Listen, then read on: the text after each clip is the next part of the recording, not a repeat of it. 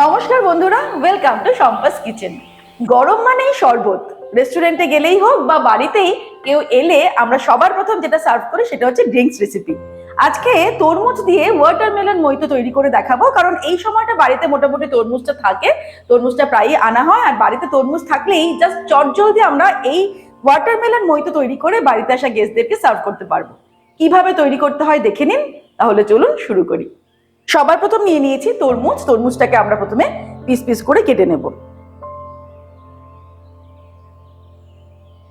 এরকম একটু লাল দেখে আমাদের তরমুজ কিনে নিতে হবে। দোকান থেকে কেনার সময় এই এক টুকরো কেটে আমরা দেখে নিয়েছিলাম তরমুজটা লাল কিনা। সেরকম দেখে নিলে কিন্তু সুবিধা হয়, না হলে কিন্তু ভেতরটা যদি সাদা বেরিয়ে যায় সেই তরমুজ দিয়ে কিন্তু যদি আমরা মইতো তৈরি করি ভালো লাগবে না। এরকম ভাবে নিয়ে আমরা পিস পিস করে এটাকে আগে কেটে নেব। তারপরে দানাটাকে ছাড়িয়ে নিয়ে ফিরে আসছি। দানাগুলোকে ছাড়িয়ে নেব, তারপরে একটু ছোট ছোট পিসেস করেও আমরা এরকম কেটে নেব। এবারে আমি দুটো সার্ভিং গ্লাস নিয়ে নিয়েছি। প্রথমে এই তরমুজের টুকরোগুলো এর মধ্যে দিয়ে দেব। 1/4 টিস্পুন করে দিয়ে দিচ্ছি বিট নুন। গুঁড়ো চিনি দিয়ে দেবো 1 টিস্পুন। এখানে আমরা সুগার সিরাপও ব্যবহার করতে পারি। অর্ধেকটা পরিমাণে দিয়ে দেবো পাতিলেবুর রস। এবারে আমরা এটাকে দিয়ে একটু স্কুইজ করে দেব।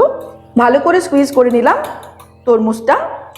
এবারে এর মধ্যে একটা করে পাতিলেবুর স্লাইস দিয়ে দেব, আর দিয়ে দিচ্ছি কয়েকটা করে পুদিনা পাতা। পুদিনা পাতা আর লেবু দেওয়ার পরে আরেকবার একটু স্কুইজ করে দেব, যাতে পুদিনা পাতার ফ্লেভারটা এর মধ্যে মিক্স হয়ে যায়। তারপর দিয়ে দেব বরফ। গরমকাল মানেই কিন্তু যে কোনো ড্রিঙ্কসে ব্যবহার করতে হবে বরফ, তবে অবশ্যই সেটা নিজেদের ইচ্ছে মতন বরফের পরিমাণটা কতটা দেব। আমি 4টে করে বরফের কিউব দিয়ে দিলাম, আর এর সঙ্গে অ্যাড করে দেবো এবারে সোডা ওয়াটার। এই সোডা ওয়াটার অ্যাডের ক্ষেত্রে একটা জিনিস বলবো যে আমরা কিন্তু সোডা ওয়াটারও যেমন অ্যাড করতে পারি, আবার বাড়িতে স্প্রাইট এনে রেখেও অ্যাড করতে পারি। যদি স্প্রাইট অ্যাড করি সেক্ষেত্রে কিন্তু চিনিটা কম ব্যবহার করতে হবে, আর যদি সোডা ওয়াটার অ্যাড করি তাহলে কিন্তু চিনির গুঁড়োটা পরিমাণ মতো দিতে হবে, কারণ সোডা ওয়াটারে মিষ্টি থাকে না। তাই চিনির পরিমাণটা কিন্তু নিজেদের ইচ্ছে মতন অ্যাড করতে হবে।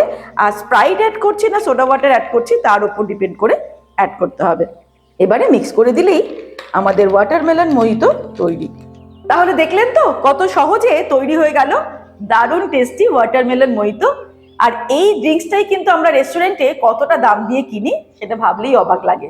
এবারে বাড়িতে গেস্ট আসলে এরকম সুন্দর করে সার্ভ করুন, দেখবেন গেস্টের মুখে চওড়া হাসি ফুটে উঠেছে। আজকের রেসিপিটা ভালো লাগলে রেসিপিটাকে লাইক করতে আর শেয়ার করতে ভুলবেন না। আর এরকমই দারুণ দারুণ রেসিপির আপডেট পাওয়ার জন্য সম্পাস কিচেন চ্যানেলটিকে সাবস্ক্রাইব করে নিন। ভালো থাকবেন, সুস্থ থাকবেন। আমি আবার হাজির হব নতুন নতুন রেসিপির সঙ্গে। নমস্কার।